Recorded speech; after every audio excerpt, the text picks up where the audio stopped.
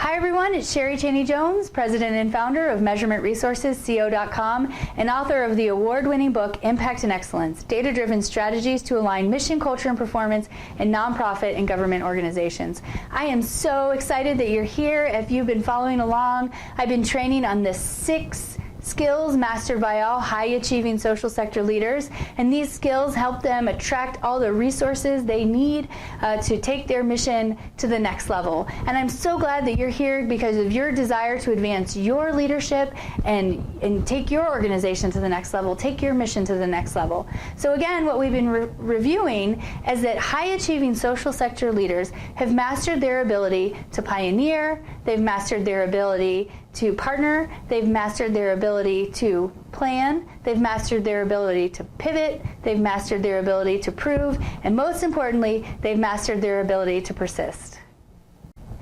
In this particular video, I want to share with you the secret strategies that high-achieving social sector leaders use to help get people on board to their big vision and big mission. It is not uncommon that when people try to share their big vision or big mission that they face resistance. People want to play it safe. They don't want to play that hard, but you and I are different. We are so passionate about what we have to do in this world and how we want to change lives and change circumstances that we are going to achieve it. And we're looking for strategies to take ourselves to the next level and overcome that resistance. So I'm going to share with you a secret. It's something that I've kind of come up with. I've taken the best practices of persuasion and influence and understanding how to get people on board. And it's an acronym that I've developed and a process that I've developed that I use when I'm working with people who might have some resistance, indifference, and what I call it is the Eagle Test. Here's what the Eagle Test is. It's based off of a book by John Maxwell, The Leadership Gold. So I'm a giant leadership development junkie. I can't read enough leadership books because with every book it reinforces my skills. So in this book, John Maxwell uses the analogy of an eagle and a duck. Right, so eagles, they love to soar at high heights, right, and they're constantly going, and that's what leaders are, right? Leaders need to soar. They want to take their mission to the next level. They like to try things. They like to be high above and soaring. Where ducks like to play it safe. They like to play on the ground. They find the food where it is. They take what's in front of them, but they don't go flying to high heights to find food. And there's nothing wrong with ducks. Ducks are fine, but don't ask a duck to hunt from high altitudes, right? So I kind of think of that framework. And as high-achieving social sector leaders, we are eagles, and we need to remember that. And so when we're presenting a new idea and we find resistance, there's going to be 2 reasons why someone might be resistant, 2 main reasons, and it's our job as eagles to figure it out. People may be resistant because they don't know what they don't know, and it's new. And so as human beings, anytime we receive new information, there's going to be resistance. Think of your own life. There's always resistance. Whether you just want to wake up an hour early to work out, or you want to totally revamp a policy or program, you have to deal with resistance within yourself and with other people. And so you have to recognize as a high-achieving social sector leader that this is going to happen, that resistance is going to occur, and it is your job to overcome that resistance and explain information and educate and always tell the reason why. People want to know why, and they want simple and concrete frameworks they're going to help them move forward. So that's the first reason. They don't know what they don't know, and it's our job as the leader who sees everything at the high heights, right? So we see the big picture. We're soaring at high altitudes. We can see everything that maybe the ducks can't see, and so we need to present that information in a framework that helps them understand it. Now, the second thing that may be going on is maybe it isn't so much their resistance, but maybe they're just ducks. And if that's the case, then we need to use some different strategies to overcome that. So I'm going to kind of tell you what the Eagle Test is in context of this story that happened to me recently, and it's something that might happen to you. And just to show that even after doing this for years and years and years, I'm always trying to deal with ducks. I'm always dealing with resistance, and I use the Eagle Test to help me overcome that. So a few weeks ago, I was leading a strategic planning retreat to a client, and the ED of that particular organization, she is definitely an eagle. She can see a big vision for her future, for her organization's future. She knows the that this organization can do in the world. But she has a board, right? Just like most executive directors have. So we were working to get their strategic planning up and running. So I'm at the board retreat, leading this process, and everyone was going around introducing themselves. And I got to this one lady, and her first thing out of her mouth was, well, you're going to hate me after I say this. And I thought, that's a weird way to start your introduction.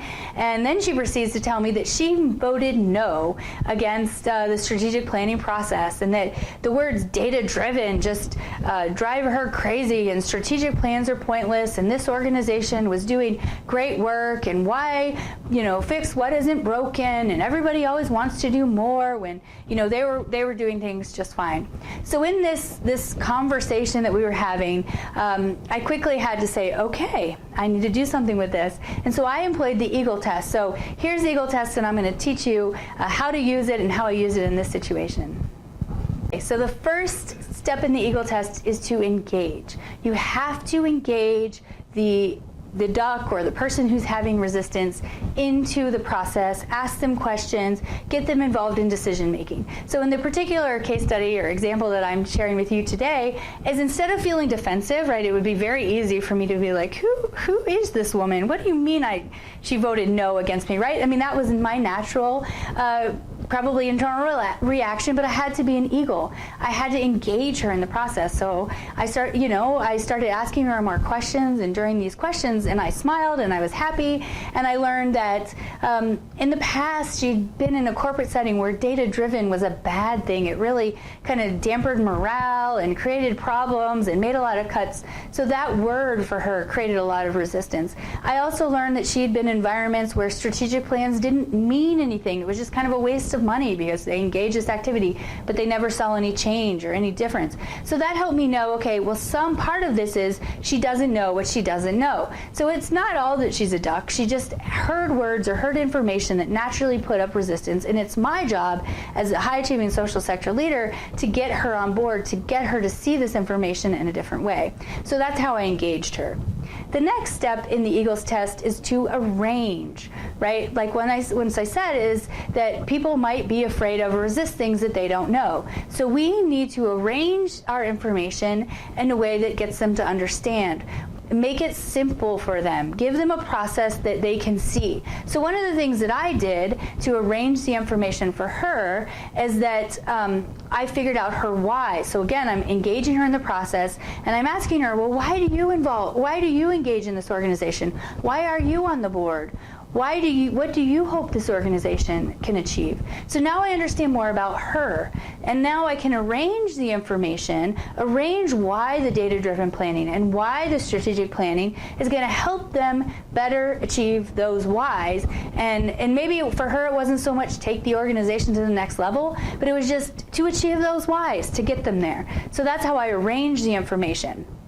And so the next step in the Eagle process is you have to get support, right? If you alone are trying to do something that's a lot harder, as we talked about, high-achieving social sector leaders know how to partner. So you need to figure out, okay, who can I get support from to help champion my cause and help me get there? So in this particular example, I knew that the executive director was on board. She was very excited about this process. And there were a few other board members, too, who also kind of identified that they were on board with this process. So I would use their voices. I would let them to advocate for this work in addition to me. And I'm sure that they were using me as Eagles. They were using me as the outside consultant to help champion the work as well. So together, there's momentum in numbers. So together, along engaging this particular board member, arranging the information in a way that's important to her, and having the support of each other, we were able to kind of move her past her resistance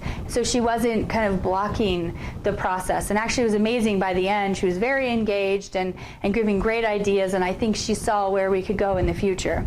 Now the next step in the Eagle process is to listen. And we always have to remember that their naysaying or their fear is coming from somewhere. somewhere. So we listen to them, we listen to their concerns as they're engaging to identify what is that resistance, so we can then arrange the information to overcome that resistance. So again, I think this particular board member, as I heard it, was feeling like, this was a waste of time, it was a waste of money, it wasn't going to produce anything meaningful, that the organization was already good enough. So as I was listening to her, I showed empathy and I said, I get it. I understand. I have been in those processes too, where strategic plans have just sat on the shelf and data has been used in a bad way. And I shared with her, that's why I started my company. That's why I do what I do, because I don't want that to happen anymore. I want nonprofit organizations to see the value in this and teach them how to get there. So I was able to relate to her. I heard her resistance. I arranged the information in a way that was meaningful to her. I engaged her in the conversation. I had support from the other board members to move her past her resistance. And then the last step in the Eagle test is always remember that you, as high-achieving social sector leader, are an eagle. You are meant to be an eagle. You cannot advance your mission forward without being an eagle. And there are always going to be ducks, but it is your job to be the inspiration, right? Sometimes ducks are just waiting and watching for the eagle to be the eagle, and then they know they can follow. But if we stay and hang out with the ducks and stay acting like a duck when we're an eagle, we can never expect to move things forward. So that's sometimes you just kind of have to check yourself and say, okay, am I playing it safe?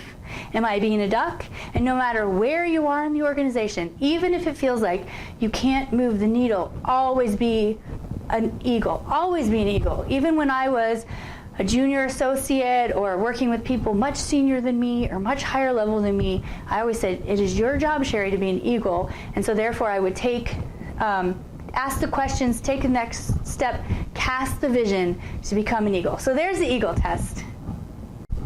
So maybe as you've been listening to this Eagle test, you're thinking to yourself, Sherry, that's great, but you don't understand. You don't understand I have this one board member or this one bureaucracy law or rule change or person, or I don't know what your situation is. I've probably been there. I've probably done that. I've probably dealt with that situation.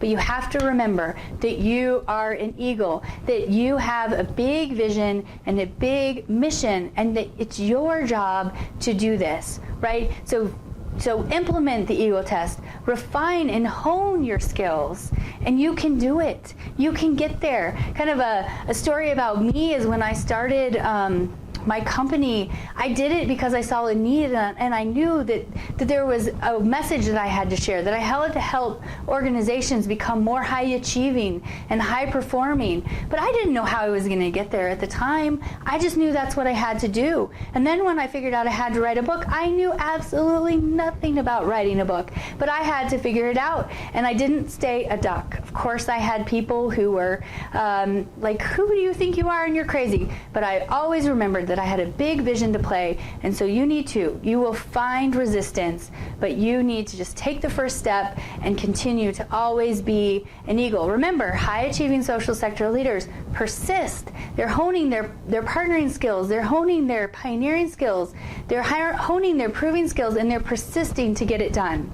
And so the number one challenge you will face as you step into your eagleness, as you step into your high-achieving leader role, is that you will face that resistance. You will face people who say to you, who do you think you are? Or we can't do that. You'll hear can't so much. I hear can't all the time. And it's your job just to kind of smile and engage and say, I'm an eagle. Don't tell them you're an eagle. That would be weird. But just smile and engage them and listen to their resistance and find ways to overcome it. But just remember that whether you stay a duck or you decide to soar and take your mission to the next level, that they're going to say those things anyway. You're always going to have those people in your life. So you might as well have them say that when you're doing something amazing and really changing lives and changing circumstances than just kind of staying with the status quo. All right? So your challenge today is to just remember that you're an eagle and that you're made to soar. So thanks again for being here today. I hope that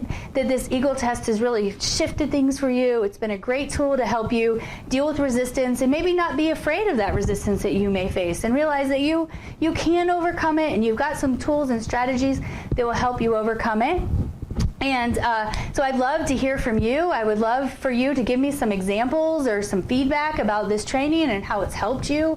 If you have a particular duck in your life and you're trying to figure out, what would you do, Sherry? What would you do in this situation? How would you handle it? How would you get this resistance? I would love to answer that question. So just put your comment or your questions in the section below, and I'll be in there reading and commenting. This is one of my most passionate things, is to help Eagles figure out how to get those ducks on board and overcome their resistance and fear. If you think of other high-achieving social sector leaders that could benefit from this training, please share it with them. Send them the link, and they can learn all this great stuff as well. So until next time, keep measuring and achieving excellence.